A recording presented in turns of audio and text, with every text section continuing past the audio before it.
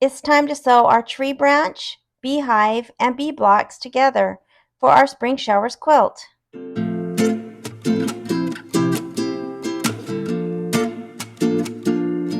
We'll sew all our seams with a 1/4 inch.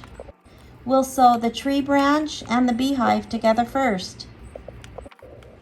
Then we will sew the bees in a vertical strip. We'll press all of the seams open, and then we'll stitch the branch beehive blocks to the strip of the bees. Then we'll press the seams open and our block will be finished.